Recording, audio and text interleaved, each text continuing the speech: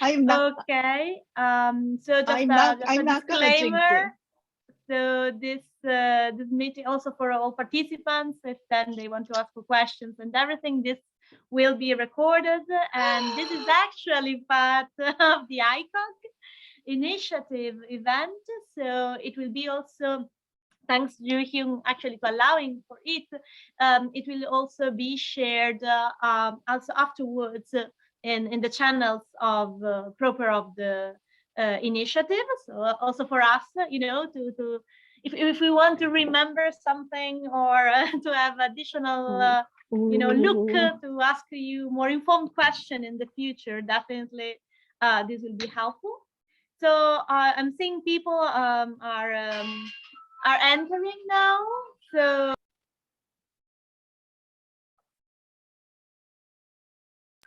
let's wait for a few minutes more so that.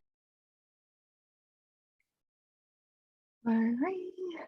Oh my God, So it's gonna be everybody has the option to be admitted to the room, and we can do that. And I will take the honor of introducing you to the wider audience.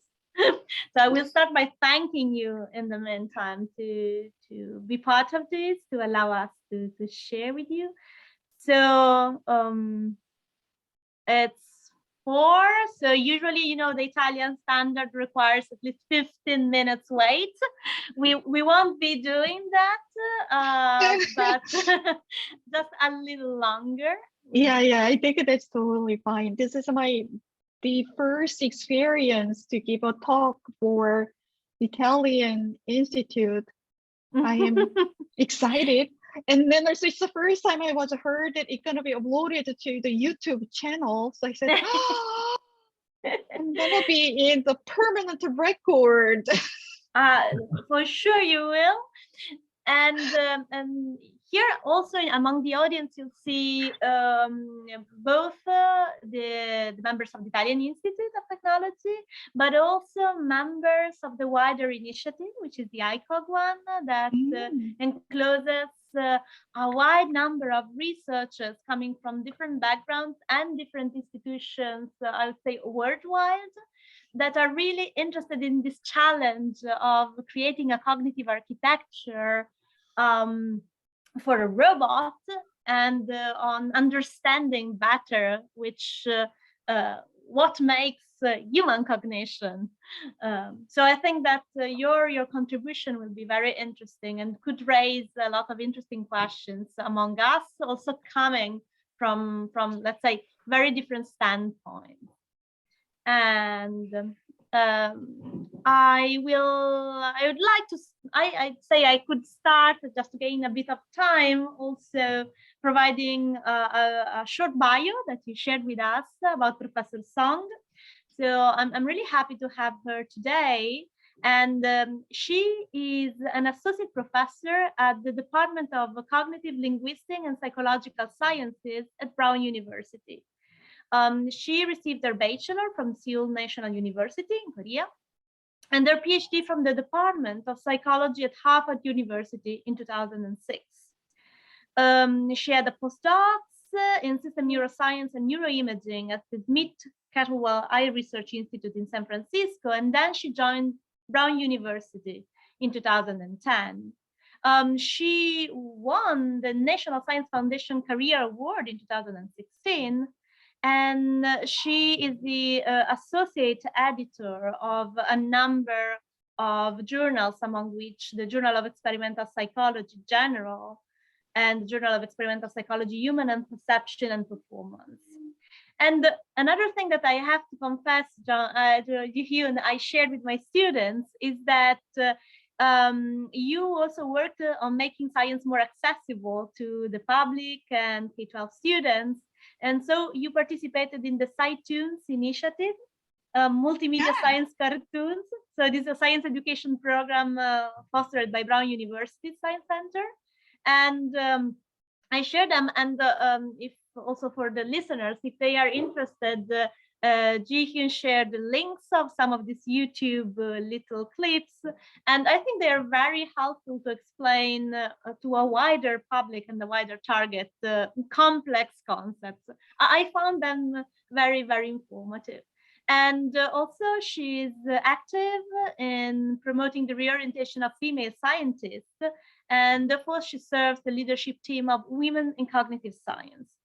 So this just to give you a very rough introduction on our speaker of today. And with that, I would like to leave to Joo-Hyun the stage.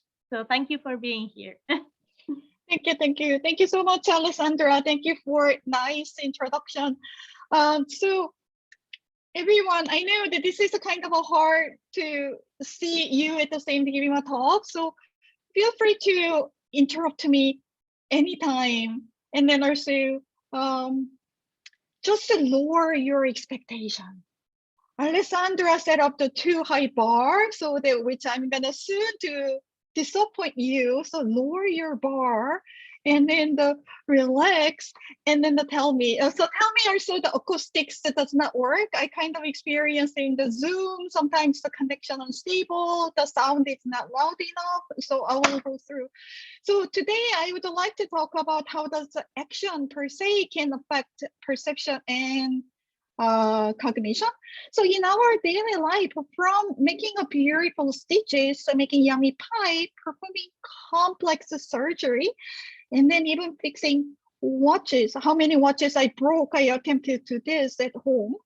Nevertheless, in daily life, all our cognitive and perceptual abilities are expressed through the action, and those interactions between perception, cognition, and action are extremely tight and well coordinated.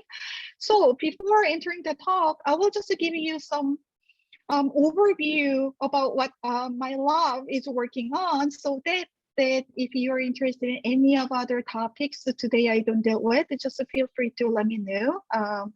So one of the topics we are dealing with in the lab is we are using the continuous action, especially the reaching trajectories. So using the reaching trajectories, we try to figure it out. How does the attention is allocated? How does the numeric representation in both adult and then the kids are maintained?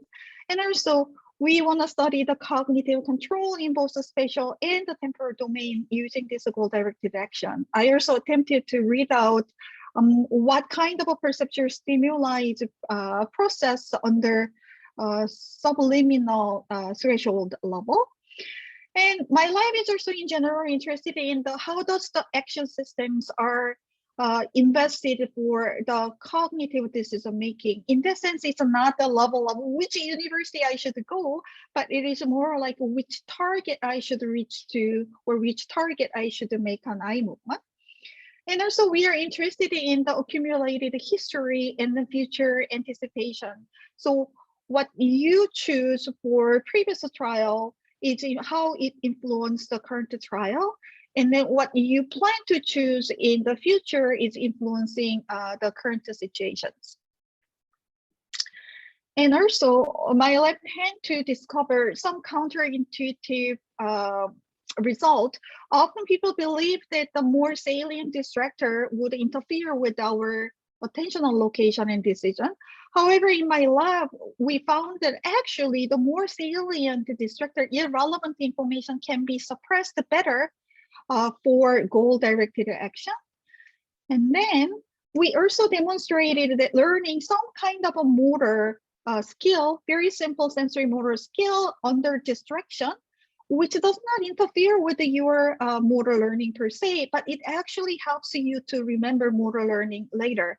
So attentional distraction can work as some kind of internal context, so which is provide a counterintuitive concept, the relationship between attentional distraction and action. And today, I primarily talk about how does the action training influence the perception and the cognition. Yeah, so this is today's topic. And recently I started a collaboration with Alessandra. Hopefully next time I give a talk, I can add one more section with the human and robot interaction in my repertoire. So here you go. Typically, as a psychologist or cognitive science, even if we don't say aloud, we just assume that we perceive the world and make a complex cognitive processes and make a decision, and which is embedded into the action, which is a typical overview of implicit, sometimes explicit assumption made in our system. However, today, what I wanted to promote is that actually action can change perception, and then the action can change cognition, which is seemingly looks like the reverse pathway, but nevertheless, it works in my lab. And then this work has been done primarily by Junpei Go, my former PhD student. Now she works for industry. So let's start. The concept of action-specific perception. This is according to very famous baseball player in Boston, Red Sox team. He said that when we're hitting the ball well, it comes at look like a grapefruit. When you're not, it looks like a black-eyed pea, very, very, very, very tiny. So that it emphasizes that your action fluency and an action ability can shape how you feel, how you perceive the world. So in this chapter, I kind of wanted to talk about how does the action fluency, how easy feeling of your performing action is actually influence the perceptual sensitivity. So does a performing fast fluent rather than non-fluent clumsy action to a target objects enhance the sensitivity of a visual perception? It sounds strange, but nevertheless, I'm going to demonstrate it how it works. In this first section, I want to start how does action fluency influence the simultaneous orientation discrimination. So that, as we all know, orientation discrimination is a very early stage visual perception issue. Then how does it matter that whether we can perform action very well? It's actually change how we perceive the orientation. To address this question, we introduced the dual task paradigm, which is combining the action. As you can see this figure, that there is sensors are attached to the finger and the thumb. And then perceptual task is the orientation discrimination task. I will explain it more. And then which combine it with action task with grasping task, so that you're supposed to grasp with this oriented patches.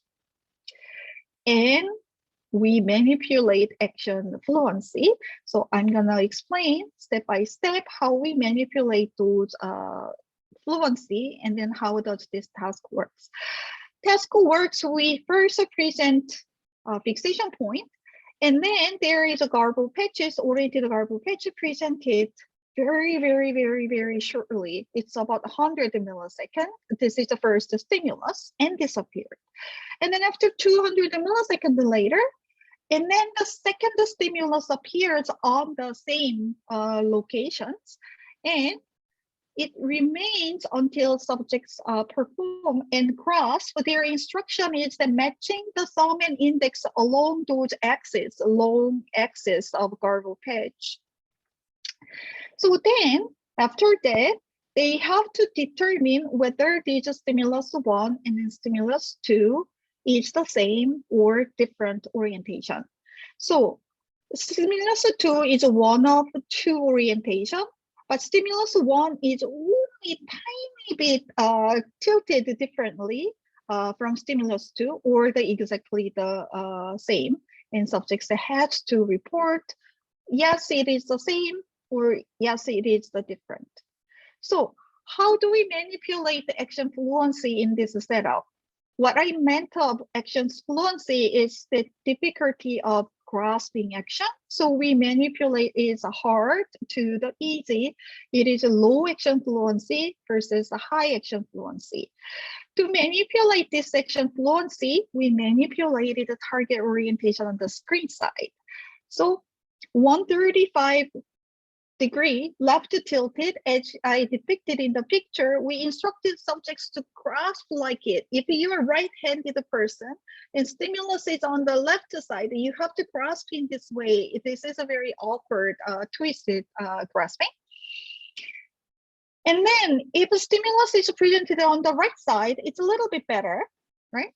And then it is a 45 tilted left, it's better. And then when it is the right side, the 45 tilted, it becomes the most comfortable. So that by combining the target orientation and then screen side, we manipulate those action fluency in 4 different levels. So then we quantify action performance as a grasping error. So those dotted line indicate those major axes we instructed subjects to grasp. And then this solid line is indicating the actual grasp the subjects made, and we calculate the difference between those 2 angles. And then graph indicates the x-axis represents a target orientation. So the left side is hard and the left side is easy progression. And the y-axis is grasping angle error we quantified. As you can see here, as grasping gets easier, your grasping error gets smaller. So we just confirmed once more that we manipulate those difficulty of grasping in a correct way. So it decreases. Now, of interest is what would happen in orientation if we are assuming this perceptual system is completely separated out with the action system. This perceptual discrimination should not be affected by action because your discrimination task started from the stimulus 1 and stimulus 1, which is way before that your awkward action is executed. However, if action has some room to interfere with a perception or the meddling the perception, we could see some difference. So y-axis, its x-axis is still continue to be the difficulty level. The y-axis is a perceptual performance D prime. So higher number means a good performance. So hard, and then getting easier and easier.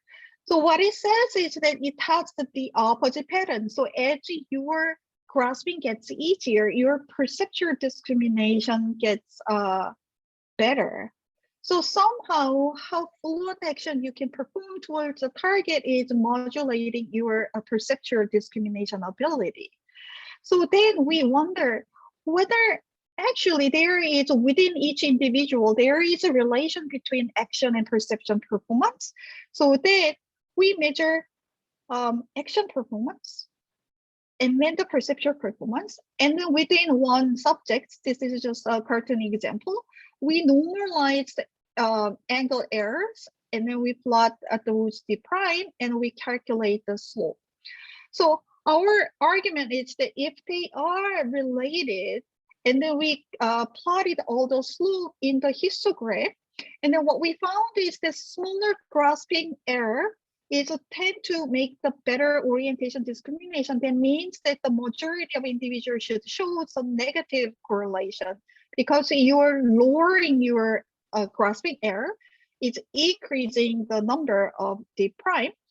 So as you can see here, that the majority of subjects are located in this negative area, negative slopes, meaning the smaller grasping error lead to the better orientation discrimination task. So go back to our original question. So how does the action fluency? Excuse me, can I ask you a question? Sure. How do people grasp those things? And also, how do you measure where do they exactly grasp them? I mean, how do they do this on a screen or how? Yeah. It was on the screen. So that we put the tracking sensor on the thumb and the index finger, so that we get the location of the sensors, and then we calculate its relation to the major axis of a garble patches and measure those rotation differences. Yes. Okay. Thank you. Thank you. All right. So somehow we show that your action fluency might help your better perception, but what you might think that, well, it is a dual task situation. Maybe preparing for the hard action is a screw up subject's performance. So that maybe hard action making your discrimination somehow worse than the easy discrimination. Or that some people might argue that, well, maybe those oriented 45-degree discrimination might be easier than 135-degree discrimination. So you have some perceptual bias to have a better discriminability in the particular occasion. So in the next experiment, we wanted to address, is it really action fluency that impacts orientation discrimination ability? So to address that question, what we do is that we added the pointing task. So the reason we added the pointing task is that grasping angle error is modulating the action fluency. But when we instruct the subjects to just point the center of the garble patch, it doesn't matter which side it is presenting, or it is left tilted or right tilted. Anyway, center is the center. So then those fluency per se is the equated across all the conditions. So here is the summary data. We combine the left side and then we only contrast the left tilted versus right tilted stimulus. So when we ask pointing, there is no perceptual performance discrimination difference between left tilted versus right tilted bar. And yet we still replicating easy grasping, better discrimination, hard grasping, it's worse discrimination. However, this is not a dual task effect, and we also put the control condition subject just simply performing the perceptual discrimination task without the action task, so which is providing their baseline kind of a perceptual ability. As you can see here, that even if it's a hard grasping task, their performance is equated no action perceptual performance, so that this difference is not particularly induced by dual task burden of performing the hard task. So after this control experiment, we concluded that it looks like it's really simultaneous preparation for fluent action per se can change your perceptual discrimination ability in a given setting. So once we saw this data, we started to get wonder that, if those two systems are connected and related, then what if we train subjects to make a precision grasp and then make him to test those orientation discrimination performance? Then would they improve after action training? So that was our question. Thus, could we induce the plasticity of the orientation discrimination performance by improving subjects' action ability?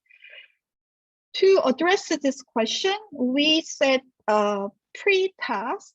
So in pre-task, meaning the subjects only perform the perceptual task, we continue to use this 4 separate type of stimulus, and subjects continue to respond whether it is the same or the different without action task. So that which sets the baseline of their perceptual performance.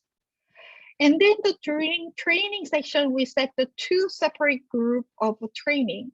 So first one is action group. So we don't want subjects to get too familiarized of their testing perceptual stimuli. We introduce a little bit different stimulus which has a band across them. And then the action group are instructed to put their thumbs and the index onto the stimulus. So you can see those different type of grasping. In no action control group, What they have to do is that they don't have to perform the action. They just simply reported that, oh, whether it is tilted 135 degree or the 145 degree stimulus during training session. And then the same subjects enter the post-testing, which is they performed exactly the same task before and then after their training session. Okay, so first I'm going to show you the result of the training session. So that, as you can see here, this empty dot is indicating their early training trials, so that before they are fully trained, and then those dots with those field symbol is indicating the late portion of the training. So it's not a huge, it's easy task. It's not a huge improvement. And then when we calculate the difference between those two, we can estimate the action training improvement within each individual. And this is the pattern. And then of interest is that how does this action training influence their perceptual discrimination task? So that this is their perceptual discrimination performance before entering action training. And then this is their perceptual performance after their grasping training. So there is a small but moderate improvement of their perceptual discrimination ability.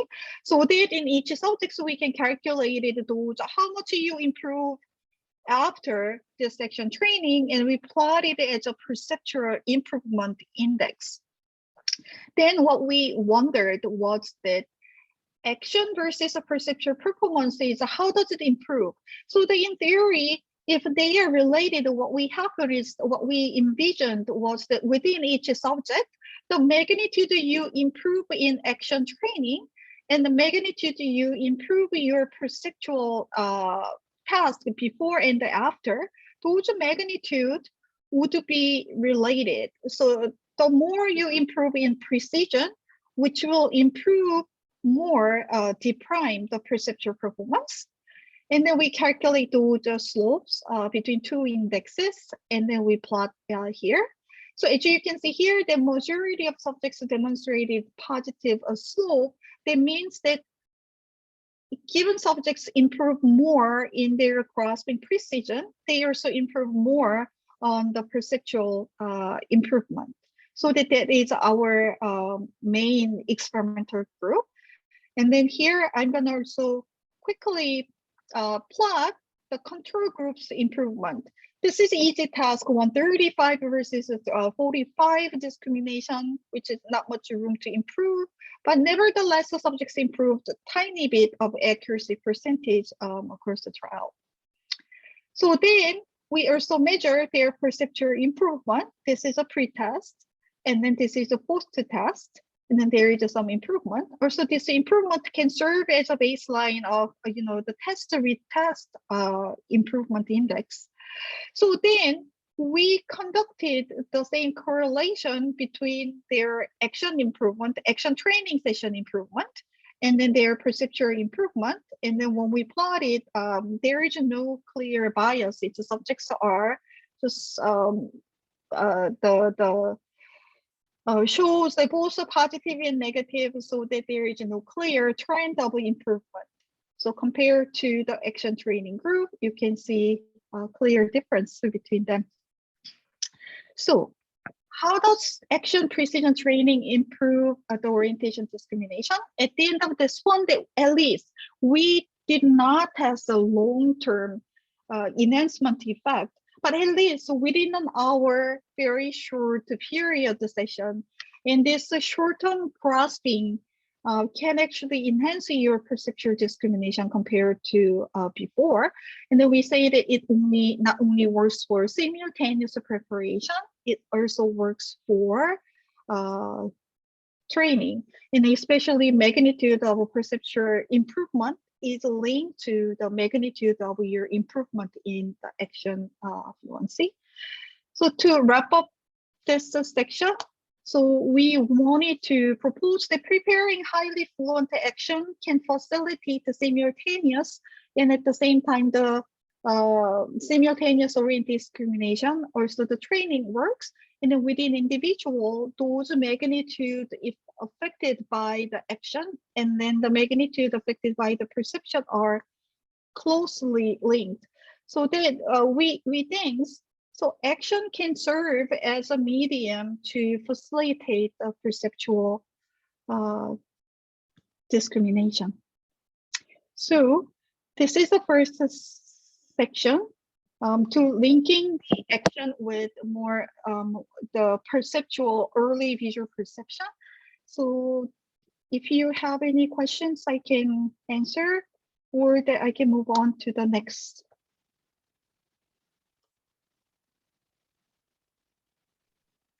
I don't see questions for the moment. Maybe yes. Is there Well, I mean, just a curiosity. I mean, does the spatial frequency of the stimulus has an effect on the accuracy of the grasping? Yeah, it could be. It could be, but we did not test. We could not test those contrasts per se. But in this project, we included how much changes we're gonna introduce, which we introduce within each subject. So we measure the threshold of their orientation discrimination threshold, and then one condition we make kind of a one threshold delta t differences between the first and second stimulus, and then second condition we make those differences a little bit bigger, 1.5 threshold level changes.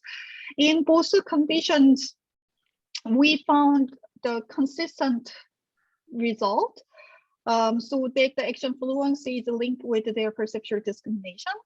But we don't know that if we increase, if it becomes too easy to discrimination, it's gonna get to the ceiling effect, or if it gets too hard, it gets a kind of a floor effect.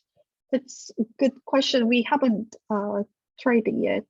Okay, so but if the spatial frequency, I mean, the spatial frequency of the stimulus was how much? When I would say 2 or 3 cycles per degree. I mean, was it matched with the sort of spatial frequency of this of the phobia? I mean, I was wondering, you know, if that, because you are talking about accuracy, and of course, if you increase the spatial frequency with thinner lines, maybe also perceptual accuracy will increase.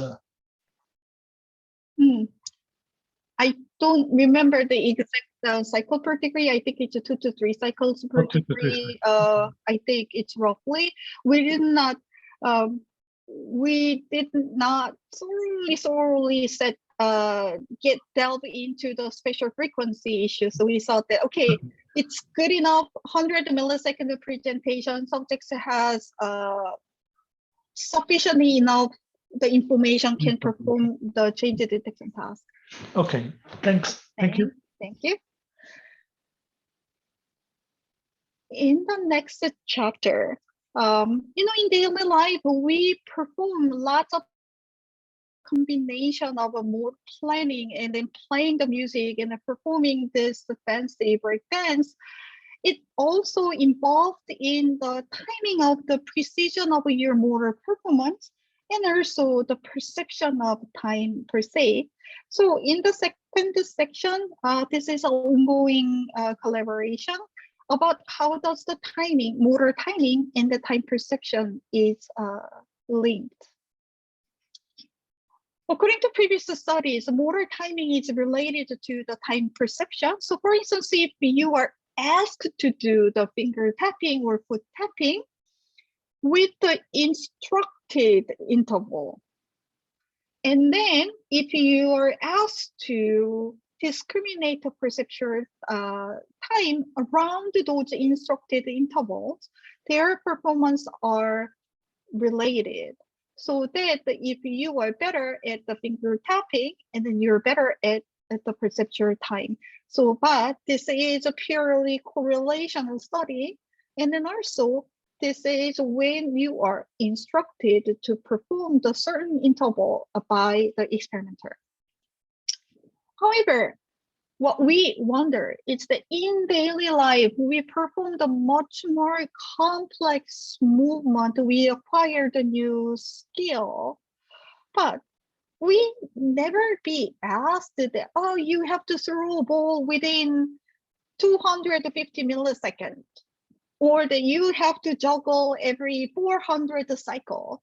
So nevertheless, we acquire those kind of a proficiency of the motor control, which is inheritedly embedded those timing mechanisms. So that we started very naively open questions, and then we wanted to get more complex movement training, enhance the time perception. And then in my neighborhood at Northeastern, about an hour and a half away from Boston, my collaborator Dagmar and Juran, I realized that they are making this. She said this is a British pub game, which is called the Skittles. And then they say that they, from this virtual Skittle game into the virtual screen. So that in this Skittles, subjects need to somehow throw the ball, and then you can see the ball trajectory is shown. The instruction is nothing related to the timing. You just release the ball and then hit the target. That's it. So this is a virtual Skittle game, and then Dagmar's lab has developed. So then we wonder that what if we train subjects just to throw a ball? Would it change your auditory time interval discrimination task? So that's our beginning of collaboration. So time interval discrimination task, we use the conventional time discrimination task. It's basically which interval, which one is longer. The first one, let's try once more. It's confusing. So basically, this task is the first pair is a standard interval, and then we introduce a tiny bit longer, tiny bit shorter, and the subject has to report which interval is longer. That is our perceptual time interval discrimination task. So then, as a standard interval, we included these 4 separate intervals of 300 milliseconds and then 6,000 and 3,000. And then each timing has a reason to be included. I will revisit a couple of slides later. So sequence of training goes like this. First day subjects come, they only perform the perceptual timing discrimination task with auditory. And then first day 1, they just throw those virtual Skittle game for 20 minutes. It just hit the target, and you hit the target. And then every day after they just throw the Skittles, they also perform the time interval discrimination task. So we want to measure that whether this training introduced any time discrimination precision. So let's unpack what is going on in Skittle task. Skittle task requires motor timing, although we did not told the subjects to do which time, when to release, there is also timing included. The first timing is that you have to release the ball during your throwing, which is to release the timing. And then, which you are, I think that those animation is gone, but I will just explain one by one. This is release timing. You need to release the ball timing. And then if you see the graph on the left, x-axis is their 4 days of throwing, y-axis is their average mean duration. As you can see here, that even if we are not instructed, the subjects are improving their ball release time, getting faster, and then which is kind of around the 300 milliseconds. Just to remind you that 300 milliseconds was the one of our standard interval we used for perceptual task. And then we use this variability. People also call it as a DCD as the index of motor training improvement. As you can see here, that as they go by, they reduce those fluctuation and then performs better. So we confirm that this skittle drawing actually reduce the variability of their motor timing. Next index is movement time. You release, but you continue to move until you finish a whole movement. So then this movement time is around 600 milliseconds, which is the second interval we included in the perceptual discrimination task. So then they also improve over days. Next interval is the longest interval, which is measuring the interval between one throw to the next, which we call it inter-throw interval. That also improves over time. So to summarize, all those three indexes, we saw the improvement over those 4 days. And then those three intervals represent, the 300, the 600, and the 3000, those standard timing. And we also include the 1000 control standard interval to perceptual task, which is nothing to do with any peculiar segment of task. So in this situation, you can have multiple kind of working hypothesis. You can think that, regardless of a specific interval, it might generally improve your perceptual timing precision, so that you will improve three interval plus 1000 control. So that means the general enhancement effect on the perceptual task. Or you could say that, well, you throw the ball, you should not transfer to the auditory time discrimination task. It's 2 different tasks. It should not make any change. Or you can say that, well, it should improve only 3 relevant intervals, but not the 1000 millisecond control segment.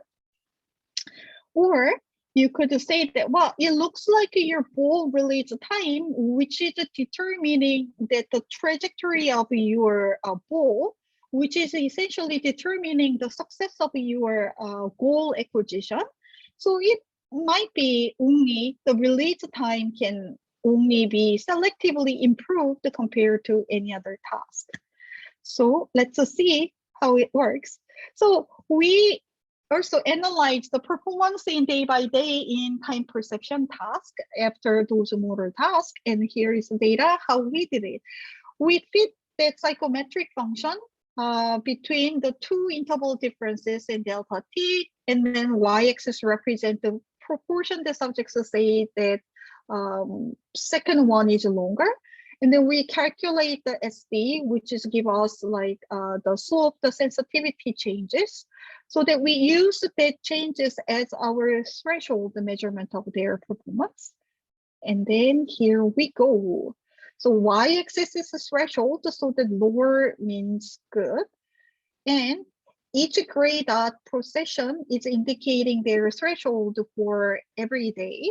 And this is a 300 millisecond standard.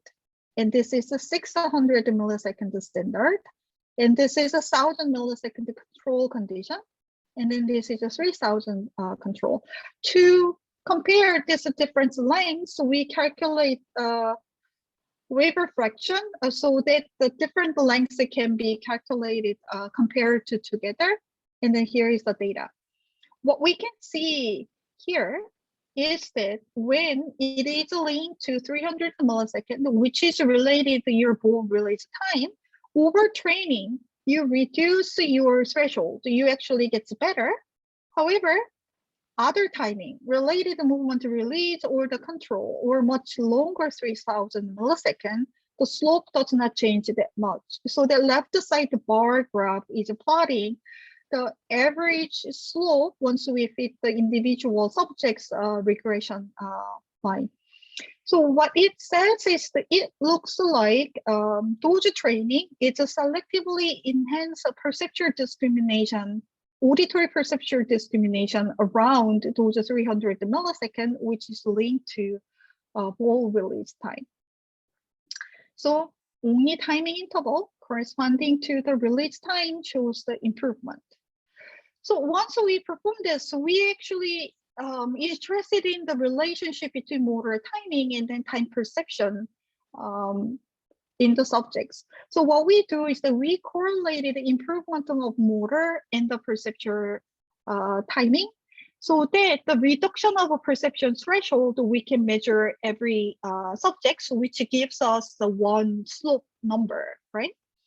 And then we also calculate the reduction of motor variability, and then which also gives one slope number, so for each subject. And then we first calculate the release time, and then the 300 milliseconds. As you can see here, that this x-axis represents the reduction of motor variability, and then the y-axis represents the perceptual threshold, so that the number gets lower means more improvement. So as you can see here, that subjects who reduce their release time more is actually enhance wave refraction for 300 milliseconds too.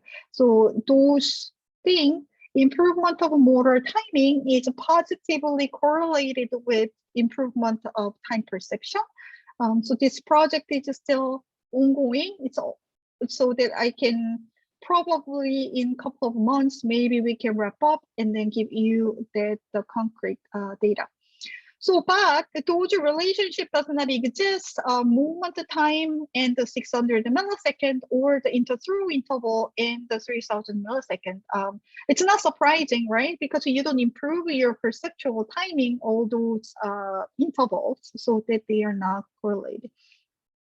We also conduct one controlled experiment. In this task, subjects perform the same, but without the motor throwing. So everyday subjects comes in when we kept them, and then we make them to perform the perceptual time task. So just in case, who knows, every day just the perceptual timing might be just improve.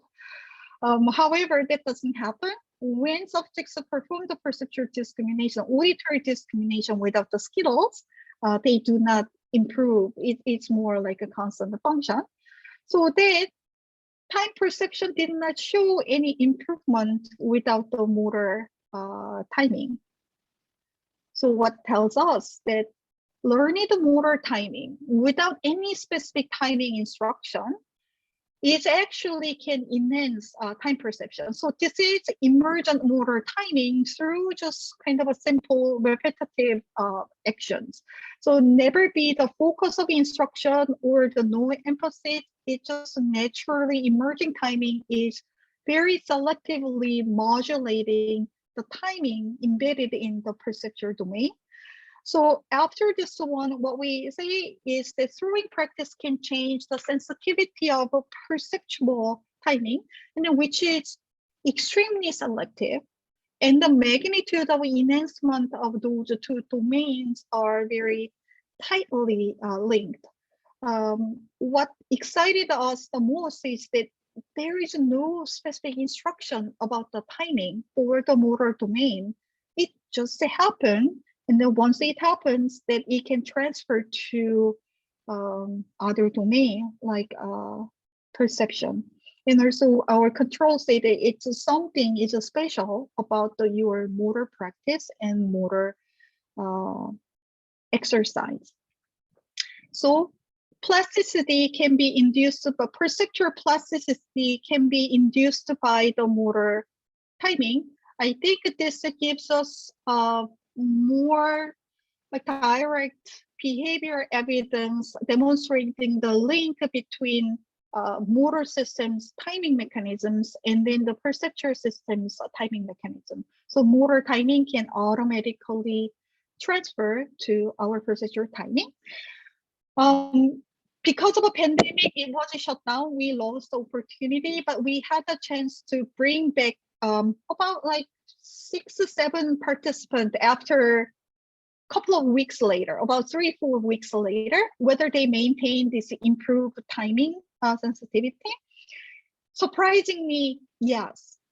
They maintain about second to the last day of a perceptual discrimination ability.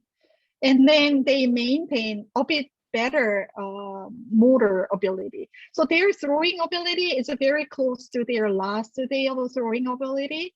And then their perceptual discrimination ability is the second to the last day's ability. So we did not have a chance to track down much longer, but we were surprised. Oh my God, it's almost a month. So they can maintain this random timing precision. Great. So this is at the end of the second one. I have one more section I can continue, or if your time is within an hour, we can I can stop here. No, I think that there is still time for you to continue. Unless there are questions now about this section. Yes, sorry, just a curiosity. By the way, you are keeping up with the expectations that Alessandra was mentioning at the beginning. So this is very interesting. This is all very interesting. I just wonder if you had the chance to measure, during this training, if there have been changes in the movement trajectory or velocity profile. If the training not only changed the perception of time, but also the movement itself. Yes, movement itself. So that is why that the motor timing per se is reduced. Those variability gets reduced. So that the two index we took is the motor side of improvement. But we did not conduct those velocity per se kinematics related analysis. So we did not perform that analysis in depth. Okay. But my collaborator Dagmar Sterned, she has published a paper solely focused on the skittle task, the motor related changes. So how does those kind of the window of a trajectory aligned with those the manifold solution of the answer? So her paper, she has dealt with the different location of the ball too. So which is changing that what would be the optimal throwing trajectory in a given task. So if you like, I can email you that the. Okay. Yes. Thanks. That would be interesting. Yes. Thank you. Yeah. Thank you. All right. Next one. This is a task motivated by absolutely due to my inability to navigate the world. So it's almost my students call it mission impossible. So in daily life, we have to find a location and then to read the map. And then you have to decide whether to turn the left or turn the right. And then once those smartphone is introduced in the world, my friends could not understand that why I have to get lost because the iPhone tells me that whether it is left or right.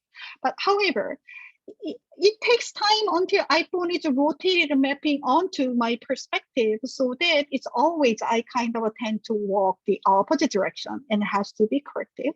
And then I've been going to the same conference almost 20 years. VSS, which is held in the one place, the same hotel for last 6-7 years, I still get lost. So my friend, the day one, she has to orientate me that Joo-Hyun, turn left, that's the elevator. Go down, and then turn right, that's the main conference section. So why it is relevant? So there is navigation requires mental rotation, right? So then there is also the component of the motor rotation when you open the door, when you turn the wheel, or you make a fancy turn during the Olympic game. So then I kind of wonder, since in the first two sessions, I demonstrated some form of a relevant motor training, which is sharing the similar representation, then those motor training can help perceptual domains performance. So then I kind of thought that if I train the motor, can I improve my navigation skill essentially through the mental rotation so that I don't need to get lost every time in conference hotel? That is the beginning of this project. And then we found out that previous studies have demonstrated the correlation between visuomotor rotation and mental rotation. So visuomotor rotation task is very similar to prism task. So let's say that if you have to actually reaching along those arrows, and your visual feedback is given the rotated way. So in the end, if you actually moving your visual feedback like a cursor to the stimulus, you have to rotate your reaching angles to get the target. So it's like a kind of, you can imagine it's a weird mouse situation. You try to reach towards you wanted to put your mouse to click the button on the 12 o'clock. You have to move actually the rotated angle. In my task, it was about the 45 degree. And then people say that those visuomotor rotation task and the mental rotation task, reaction times are correlated. So that the better you can have a visuomotor rotation, you can also better than mental rotation. But this is a correlational study. Many other things make you to be correlated. It could be those systems are separated, but they just simply correlated at different regions. So we thought that if we are using the training paradigm, we might give much direct connection between visuomotor rotation ability and the mental rotation ability. So our first question becomes that if we train the participant in visuomotor rotation, do they actually improve mental rotation? So that if I trained in visuomotor rotation, can I find the location better? In the pre-test, we performed the mental rotation task. The subjects see the different type of letters like R, P, that type of letters. And then they have to report this is a normal letter or the mirror letter, right? And then during the training, we set the 3 separate motor training groups. So our primary interest was the group which is actually performing visuomotor rotation performance like this. And then we wanted to see that after the learning, they kind of remap the visuomotor relationship like this. Then the second group is that we wanted to know that whether this rotational component is really important or that any reaching can enhance this visuomotor adaptation. So we also put this direct reach control group. And then we thought that, maybe even continuous action might not be really needed. Any kind of a motor excitement, motor learning might change this mental rotation. So we also put the SRT group. And then all these groups also performed exactly the same mental rotation task after their motor training. So the question is, does actually those motor training can improve their motor rotation ability? So this is during the training session, visuomotor adaptation, visuomotor rotation learning task. So x-axis is trial, y-axis is error, so that error goes down over period. And then reach is like our moving the mouse, it's a 3. And then SRT, the reaction time is reduced, so they are improved. Here is the data. So this is a mental rotation before the task, and then this is the mental rotation performance after the task, and then we calculate the differences. And then because the pre-test is not exactly the same, so we calculate the normalized reaction time in the gain. So the prima is force and divided by the summation of it, so that it's equated for those different reaction times. So as you can see here, the next right side graph indicating the normalized RT gain, the bigger number is a more better improvement. So compared to the BMR, to other 2 groups, so BMR improves more than the reach and the SRT group. So that said that action training is actually, visuomotor rotation is actually helpful for you to get better in mental rotation. So we demonstrate that does the visuomotor rotation learning affect mental rotation? We say yes. If you're trained visual rotation learning, the mental rotation would improve. So then we wonder that would it work in the other way? If we train the subjects to perform the mental rotation, would they do the visuomotor adaptation better? So that is our next experiment and last experiment I will present today. So we did a reverse order. So in another group, what we do is that we measure their visuomotor rotation performance, the baseline. And then they are trained either mental rotation group, it would say that it's normal or the mirrored. But the control group, the color task group does not trained in mental rotation. They will report, is it pink or is it purple? So it's just a perceptual discrimination task. And then we make the subjects to perform the same BMR task. And then we see that whether it improves. And this is their perceptual training period, the color discrimination, and then their rotation discrimination task, and then over the rotation angle. So I plot this data to show that as a function of rotational angle, the color discrimination is not affected by rotated angle. So the subject really does not pay attention to those rotation. And then green dot is indicating the subjects actually affected by those rotated angle. So here is a visuomotor rotation improvement. The first empty dot is pre-task, and then this is a post-task. We focus on the earlier portion to quantify their index because the later portion, this motor learning itself is to continue to learn. So this is the before the task, and this is the after the task with the rotation training group. And then this is a color discrimination group, the same. This is the pre-task performance, and then there is a post-test performance. So we calculate those differences between the two. As you can see here, that after the rotation task, visuomotor adaptation improves more than the color discrimination task. So they said that we actually successfully transferred the reverse way the mental rotation training can also improve the motor side. So motor change cognitive representation, and then changing cognitive representation can also help the motor performance.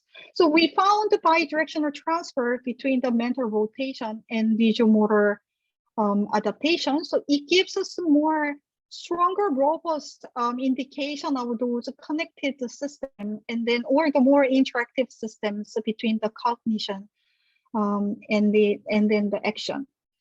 Side note, I was extensively trained in visuomotor adaptation. However, my navigation skill hasn't improved yet. My students, they say that Joo-Hyun, your navigation ability is a floor effect, so that you need much more extensive training to improve. So to conclude, across those three tasks, what I kind of try to say that those traditional encapsulated system perspective does not work. So it's not that the sequential serial order of perception can influence the cognition, cognition can influence the action. So I kind of wanted to urge you to have a more open-minded approach, and then combining the action system into the perception and cognition might help us to discover something new. And then one area I don't have any expertise, but I kind of am interested in is that if action system, action training can change perception or cognition, whether we can apply it to some rehabilitation purpose or the population of a patient population. For instance, if those grasping can enhance orientation discrimination, whether the amblyopia will often have a visual discrimination deficit in motion and depth, could it be helpful if we find the right type of task to linking the perceptual system and motor system. So this is my groups, and thank you everyone. Any questions? Thank you very much. Thank you, thank you, thank you. Thank you. Now the floor is open for questions. So please go ahead and mute yourself and ask, or if you prefer to write in the chat, I will be happy to read them. Yeah, would it be easier if I turn off the screen? Oh, that's okay, yes. And maybe you can reshare if there is some details that are needed afterwards. But now you can stop sharing. Yeah. I'll do stop sharing. Awesome. Okay. I might start with the curiosity about your first study. I was wondering how important is it that the action is an actual active action versus rather a passive one? So I was wondering, what are your predictions if the participants were moved with the hand in the hard or simple configuration and then asked to do the perceptual task? I think that's very interesting question. I don't have any data. I have actually thought about that experiment, especially related to the skittle paradigm. So it's a skittle. What if some kind of a robot is moving the arm and release the ball, then whether you transfer? My just kind of a working hypothesis that if it is a passive, it would not transfer, or it would transfer much less. So I kind of feel like this is a process of you are getting some emergent motor property by your first person experience. And then those active sense of control or the active involvement per se is helping that information across the different domains. So I kind of wonder in a way that maybe if it is passive, it might be locked in within the domain, like a motor, but it might not transfer. Or that if it is passive, it might not even make the trace in the motor. So that part is kind of a very interesting, and it's also related to our thought about the robot kind of things. If it is passively coordinated, whether it actually helps. Yeah, that are interesting hypotheses or possibilities. I believe I agree with you that the afferent copy associated to really being actively acting can really transcend the just the motor component, and the passive one maybe not as well. In the meantime, are there further questions from the others? Otherwise, I can go ahead with one about the skittle, and then I promise I leave the floor, but I'm very curious. You showed that this kind of facilitation for the 300 milliseconds, which was related with a very specific timing proper of the action, important for that. But I was thinking, these actions and so others have sometimes multiple components. Maybe there is a motor action associated to the moving of the arm with specific timing, but then there is all the visuomotor coordination, the fact that maybe you're moving the eyes or saccading a particular, we might have different timings, maybe earlier timings, shorter time interval.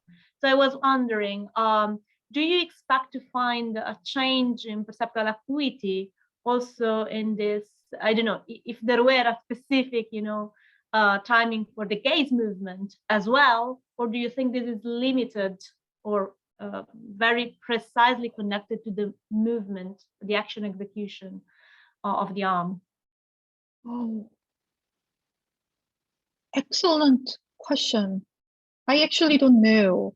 Because to track those eye movement, I kind of have to have like not the regular eye tracking. I have to have like a portable eye tracker, and then have to decipher, decode all those actual natural scene eye movement, right? I think which could be really interesting. And I think I don't even have a prediction about how those gaze behavior would change over the training. So I just kind of anecdotally heard from like what's the juggler, and then once they get become expert, they don't look at their juggling motion anymore. They just fixate to one location and juggle. So it might happen that kind of a gauge strategy changes happens in skills as well as timing per se. I have no idea. And then even more interesting is that in the domain and field of dealing with the motor timing, somehow they are more focused on the finger tapping and then the foot tapping, but I don't hear much about the eye movement timing. So probably it could be it's hard to specifically instruct which time you have to move your eyes and measure, but that is interesting. But I think it should, in theory, it should. If that changes some systematically the timing of your oculomotor system, and why not? Because oculomotor system is much closely tied to the perceptual domain 2, sensory domain 2. So it could be cool.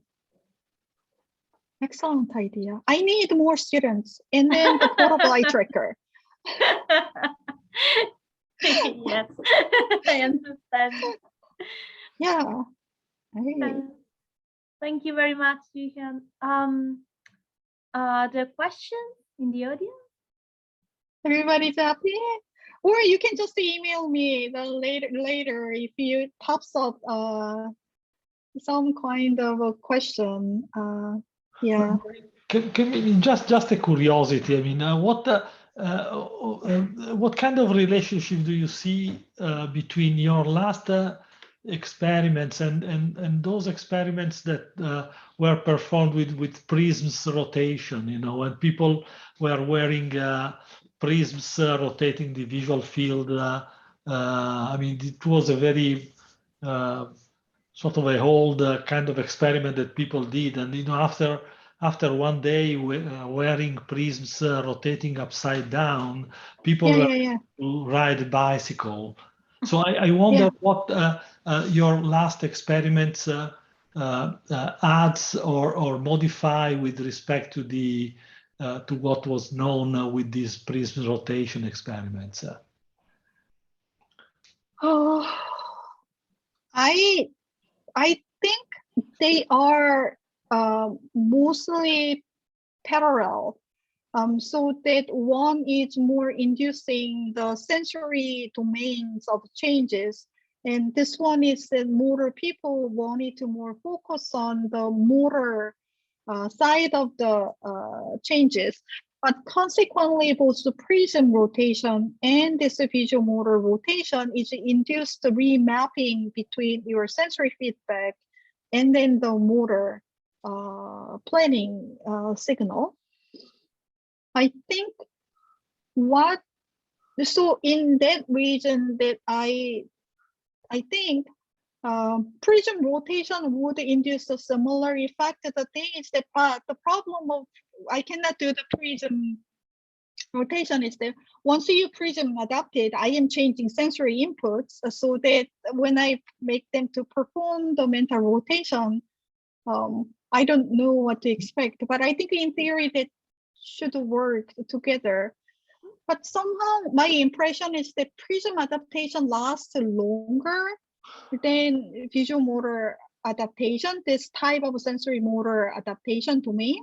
People have reported about like without the interference it lasts like 24 hours. I also have tested about 24-hour delay, but it does not last days and weeks of it. It's quickly recover back. Okay, because Yeah. it's also very fast. I mean, if you wear prisms that rotate about 10 degrees, 10, 15 degrees, and then you have to just reach for a point in space. You know, after a few trials, you are completely adjusted to the prism's rotation. So there must be somehow a sort of a low level kind of mechanism which helps the process, not necessarily going toward high cognitive processes.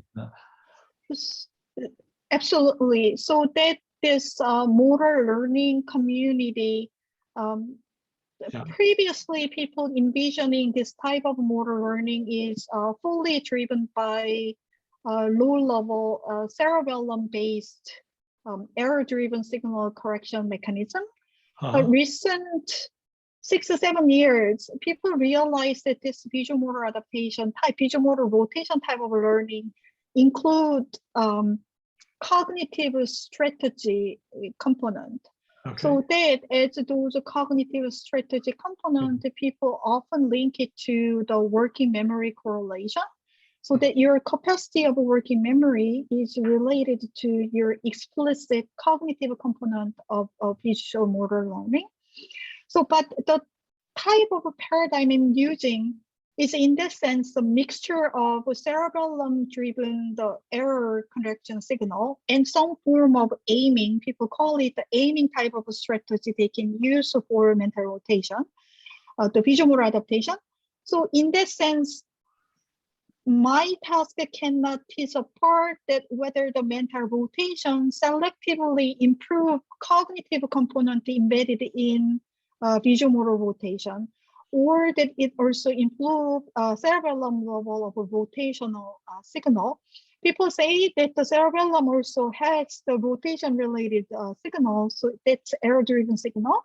So it may influence that domain, or that it's just simply mediating some strategy component embedded in those visual motor rotation.